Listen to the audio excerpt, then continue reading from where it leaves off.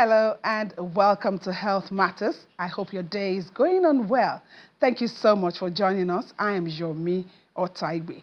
Today on the show, we'll be navigating the complex world of women's hormonal health, why hormonal balance is particularly crucial in influencing a woman's reproductive health, and how to sail through hormonal fluctuations that affect women in different ways and at different stages of life.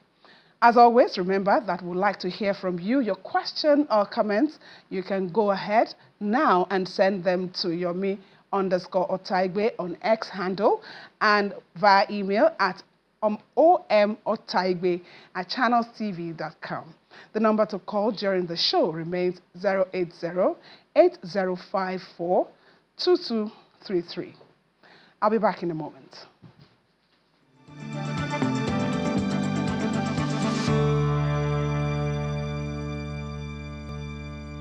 Let's drive straight into the conversation. I've now been joined by a hormone and women's health specialist.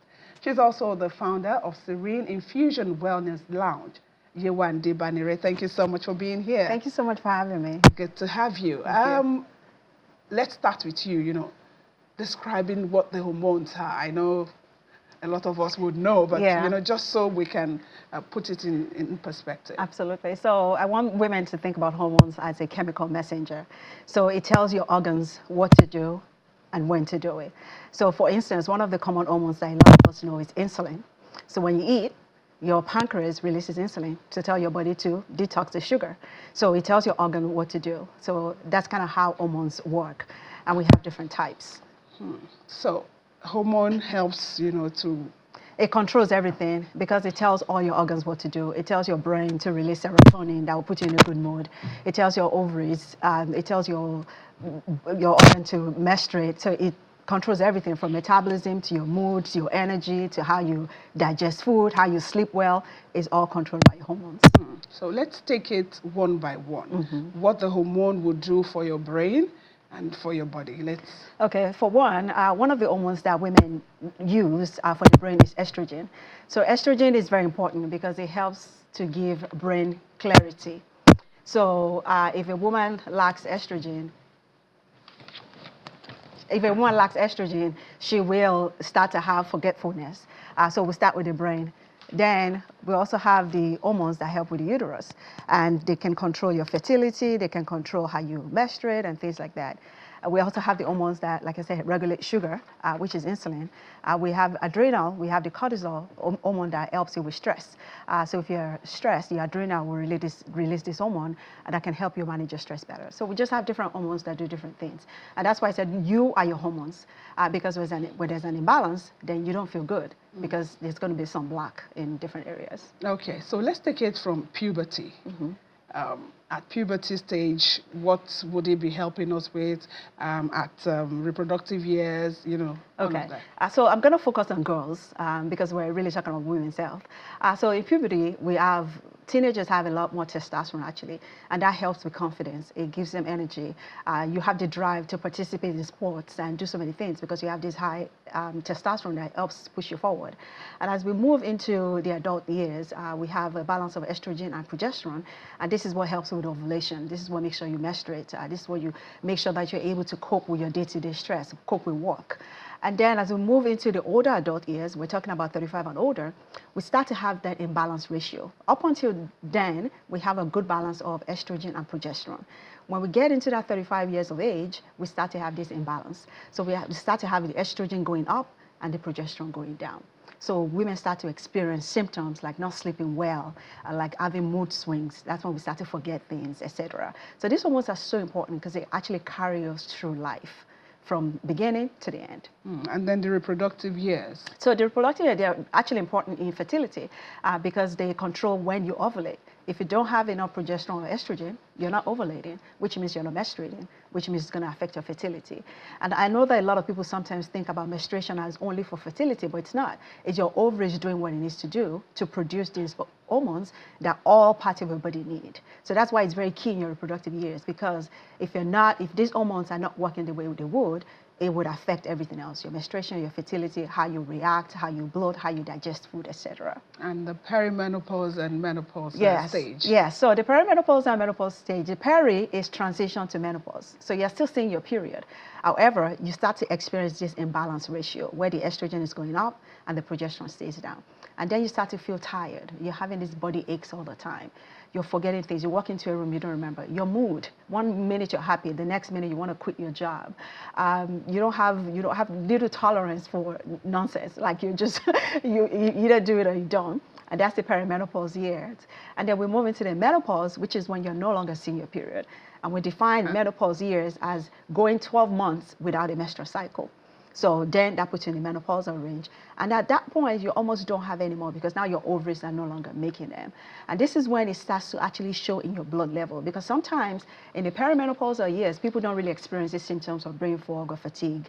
However, we start to have these internal changes. Your cholesterol can start to go up. Your A1C, that's your blood sugar, can start to go up. That's your bad lipids. So we start to notice this in your blood. You start to have a lot of inflammation, which puts you at risk for cardiac heart attack, puts you at risk for diabetes, puts you at risk for high blood pressure, etc. in that menopausal years, once you no longer make these hormones. And this conversation, they're very important because sometimes when some of these signs or symptoms happen, people don't understand it. Sometimes even the woman herself, she doesn't know what's going on with her. She's thinking, oh, is my world falling apart? You know, for people around perimenopausal or menopausal women, you know, what should they do in terms of support? So the first thing is what we're doing right now is to create more awareness so that way we can actually identify the problem and know that there's something going on. Because just like I said, a lot of people don't even know that it's something. They think it's stress or it's, you know, they're working too hard. So we need to have this conversation so we can normalize it. The next thing is when you start to see something is off, speak up about it. Go see a medical provider. A lot of times people see it on WhatsApp or Facebook and start to read out the information, which makes the situation even worse. Because in the process of helping yourself with, you know, non-evidence-based therapies, then you make it worse, right? So we need to speak up. We need to be comfortable acknowledging that we're changing. It's not a bad thing. There's this stigma of shame when it comes to these changes, because especially if you're still a younger woman who's still hoping to have a child, and you start to get into these late 30s and you have these changes, there's this stigma of acknowledging that you're having these changes because you feel like people will condemn you and think like you're not going to have kids. So we need to address these things differently. We need to be positive about these changes that women go through so that we can actually speak up. One other thing that people experience is also dismissal, right? When they talk about it with the provider, sometimes they dismiss them. They say, oh, it's stress. And we need to know it's not just stress. These hormones are changing and they affect us. Is this something we can prepare for? Absolutely. Like maybe from puberty? Absolutely. And I think, and that's why I feel like knowledge is key, because once you start to, when you're aware about these changes, then you're better prepared for it. Then you can recognize it when it happens. And some of the things that we can do, sleep is a big part. A lot of times, women, when we sleep, our body makes hormones. If we don't sleep well, you're not making it. We need to stay hydrated. We need water. We're exposed to a lot of toxins. Our makeup, our wig, our cleaning supplies exposes us to a lot of toxins that kind of changes our hormones as well. So these are things that we can do. We can minimize our exposure to help us, you know, to help us manage these symptoms better. So let's talk about those common hormonal imbalance and their impact. You've talked about some of them, you know, the regular periods and all of that. Right, so some of the common ones are brain fog. People start to forget things. And when you're forgetting things, you don't have any motivation to want to do anything because you just struggle through it. That's one thing. And it changes family Would dynamics. that be one of the most common? It is. It's one of the most common symptoms that people, they start to notice that you walk into a room and you forget what you walked in there to. You're looking for your car keys 7 times a day.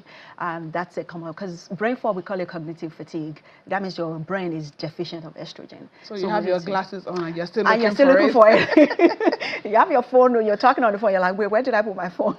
Those are subtle times. The other thing is sleep. People start to have difficulty sleeping. Or sometimes it's difficulty falling asleep or staying asleep. Or sometimes you sleep and you wake up and you're still feeling so tired. Those are subtle signs that something is changing and we need to pay attention. And imagine if you don't sleep well, what happens? You're in a bad mood, right? Everybody notices it. You're angry at the kids, at the husband, you come to work, you don't want to talk to anybody. So these things have a ripple effect. It starts from something subtle that's personal to you, but it goes round into your community and to the people you love. And what about weight gain? Yeah, that's also a huge one. You just find that you haven't changed your lifestyle or your diet, and you're just gaining weight, you're retaining. And it's really because of this imbalance ratio. Because what happens is that when you have this imbalance, your adrenal related to this hormone called cortisol. Cortisol is a stress hormone, but it also pulls fat. So when that hormone is elevated, you start to gain weight, and you just can't shake it off, even though you're doing everything right. It's some of the signs of this hormonal imbalance. And you've talked about mood swings, sleep disorders, and what about the skin and the hair? It affects it The too. hair. It affects it too because the estrogen helps with the elasticity and the flexibility of the skin. So if you don't have any, you start to wrinkle more, you start to sag, and you start to lose your hair too because the follicles that allow your hair to grow and stay live off of estrogen. So estrogen especially is one hormone that we need for life because it participates in all of the processes in our body. So your hair starts to fall out, your skin starts to sag, and you're doing everything right. You see some people start to take a lot of collagen. Sometimes it doesn't help because we're not getting to the root cause, which is replacing the hormones. We'll talk about more about how we can, help ourselves as women to navigate, this sometimes very treacherous road. Yeah. And that's after the break. Do stay with us on Health Matters.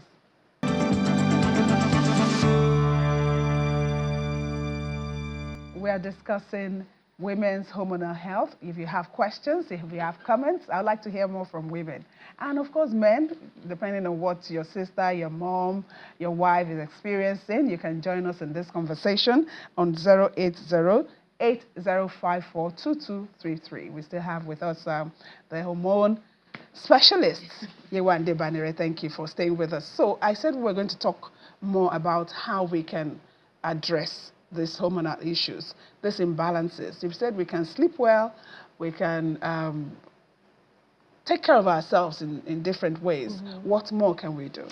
Diet. Diet is a huge part. We need to make sure that our diet is high in protein because protein helps your body make hormone as well. So we need to be very conscious about our diet. Our lifestyle, we need to walk around, we need to exercise because these hormones also help with the heart. And as Black women, cardiovascular disease is a leading cause of death in Black women. So we need our heart. So we don't have the luxury to not do anything about these hormones because estrogen protects the heart. So when we get to a point, especially in menopause, when we no longer make these hormones, it's not just about you having these physical symptoms like the brain fog, because some people don't experience that. Well, even if you don't have the physical symptoms, you're having the physiological symptoms, which are internal, and we just need to know that we need to know more about this so we can replace them. One other thing that we can do, like sorry, before you go on, you mentioned diets. What sort of diet are you talking about? So we need the food that we eat has to be rich in protein. Women need about 100 to 120 grams of protein every day. Oftentimes as Nigerians, we eat more carbs than protein. But once we start to get into that perimenopause or menopausal range, our body is not as forgiving as it used to be before. And protein helps to minimize some of these symptoms. And those sources, beans? Beans, beef, chicken, some of the vegetables. But some people will still tell you that when you grow older, you should avoid beef. I know, it's a lot of contraindication out there. It's not avoiding beef, it's avoiding the fatty part. So you can eat the lean beef, we can eat chicken breast because we really need protein, we do. So it's very confusing, I know, to patients or people to just say, oh, don't eat chicken. Someone said eat chicken. I had a consultation yesterday, and when I told her I need it, she was like, oh, I haven't had protein in about 3 months because they told me not to. And that's very misleading because she really needs protein. So would that not be dependent on the medical conditions that a person is also, going through and the doctor is evaluating? So that's a very valid question. Sometimes it depends on the medical condition that person is going through. One thing that I know for sure is that protein is very important for all of us. And I don't know it's a condition that would have caused you to not need protein because you need it to heal. You need it to build your tissues. So if you don't have it, you're missing something, except you are replacing it in a different way. Right? Because sometimes some people will drink shakes or things like that. But to not have protein at all, it's very rare. I'm not saying there are not conditions that will require it. There are. But it's really just about the type of protein that we're eating. That's really what's important. Make sure that your protein is lean. Make sure it's the healthiest part of the meat so that way you can get the benefit from that. And then you've mentioned exercise. What more were you going to say? I think I was just going to reinforce the importance of sleep. I don't think we understand how important sleep is when we start to get to that range. That's why when you start to have sleep disturbances, we need to speak up and find out what could be causing it. Because sometimes when people start to have issues with sleep, sometimes it's because they're developing what we call sleep apnea, where you're not breathing at some point during your sleep and your body wakes up. Or sometimes you start to have low sugar. So those are things that I want people to be conscious about. Like if you're not sleeping well, it's not something you should just brush off because it's something that's causing you to not sleep well. We need to get to the root cause so we can make sure you're feeling better. There are medical screenings that we can also do to check, if there are imbalances, yes, and at what levels. Absolutely. So we have blood tests that we use, and one thing that we always talk about when it comes to that perimenopause phase is that because the hormones fluctuate every day, sometimes you can check it on a good day and it looks like your numbers are good. So we always refer to it as the clinical diagnosis, which means that even if we check your labs and it looks okay, we are treating you as the person based off your symptoms, right? So even if your lab test comes back fine, we can still treat you based off the symptoms. And then the reason why we also get a baseline is because it's much more. When we're talking about this hormonal phase, it's not just about the reproductive health. It's about your brain. So we look at your thyroid, your liver, your kidney, all of it, because it starts to affect that. So the blood test is very important because we look at other organs. And then so that way, even if you start your treatment, we can monitor your progress. So that's why we get a baseline. Even though we know that it might not exactly be accurate because it fluctuates, it gives us a baseline to go off of. And then what role will smoking or alcohol play in this too? Alcohol is terrible because alcohol causes inflammation. Actually, alcohol is listed as one of the causes of cancer. So a lot of times people say, okay, well, what can we do to avoid cancer? Alcohol is one of the things we need to avoid. And it messes up with your hormones. It causes inflammation. Where your body has a lot of inflammation, like I said, it pulls that cortisol up, that pulls fat up, and causes your body to be alarming all the time and put you in this heightened state of you're tired, but you can't rest. Right? So, and smoking does the same too because smoking kills your cells and it deprives your body of oxygen. So these are two habits that we need to really eradicate. At what point should a person see or seek medical help? So I always want people to know that you don't have to suffer too much because sometimes people say, oh, well, it's not too bad. When you start to notice the difference, and it differs per person, when you start to notice bothersome differences. And for you, it might just be that your body aches all the time and it's not malaria, it's not typhoid. Go see a doctor. For some people, it might just be they're forgetting things all the time. So for each person, it varies. When you start to notice any bothersome symptom that is not going away, that is lingering for too long, that's a good time to go see a medical provider. Thank you so much for your time today on the show. We really have learned one or two things. We need to take care of our health as women. And of course, I'm sure one of these days we'll talk about the men too, because that affects them. Thank you so much. I've been speaking with Hormone and Women's Health Specialist, who's also the founder of Serene Infusion Wellness Lounge, Yewande Banire. Thank you. Thank you so much. Thank you. And now let's tell you about the outbreak of Ebola virus disease in the Democratic Republic of Congo, where at least 15 deaths have been reported and 28 suspected cases identified across 2 health zones in Bulape and Weka in Kasai province. The index case is a 34-year-old pregnant woman admitted to the hospital last month with symptoms including high fever and repeated vomiting. Investigations are ongoing to determine the source of exposure. Health authorities in Nigeria are geared up to activate the Ebola surveillance and prevention mechanisms across the country. In the meantime, we have more health stories for you on our news segment.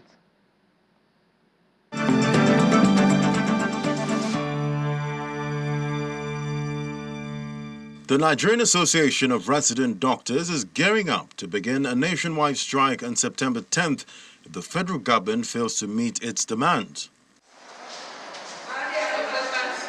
The doctors criticized the federal government for failing to honor its promises, citing unpaid 2025 medical residency training fund, 5 months of arrears from the 25 and 35% Conmas review, other salary backlogs, and the 2024 accoutrement allowance. We are worried about the state of our health care. We are worried about the welfare of doctors in Nigeria. We are worried about the acute, severe shortage of manpower. We are also worried about the medical residency training funds 2025 for over 2,000 doctors who have not collected this medical residency training form.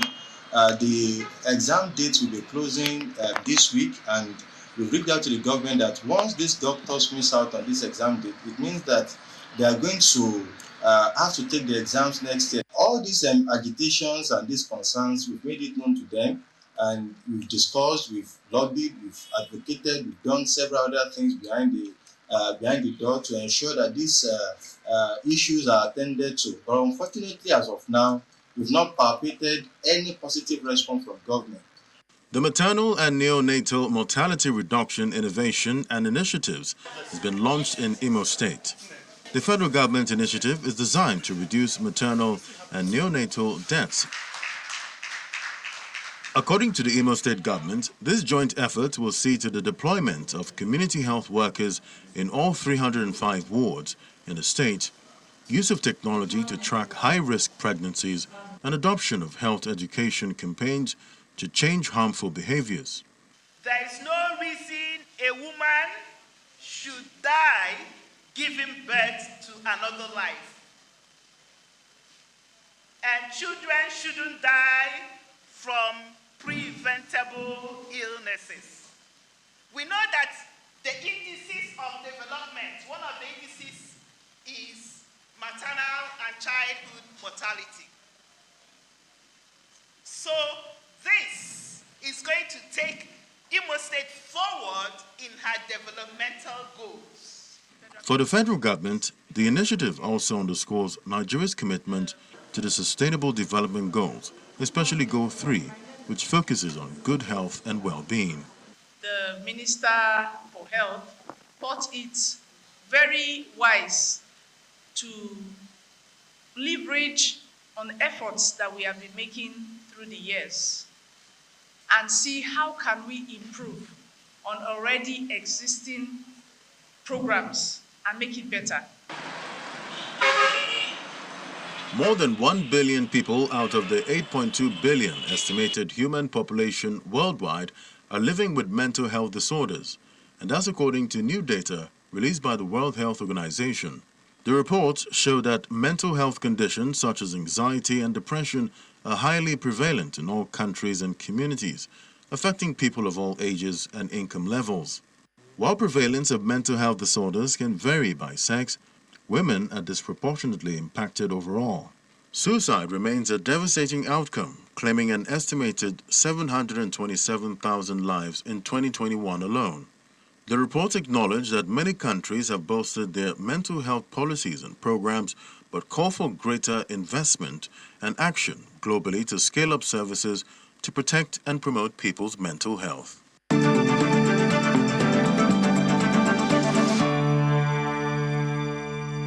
There you have it. Remember that when it comes to maintaining hormonal balance, lifestyle factors such as balanced diet, regular exercise, adequate sleep, and stress management are crucial.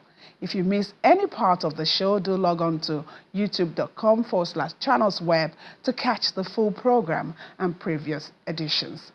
Thank you for your time on Health Matters. Stay with us on Channels Television. I am Yomi Otaigbe.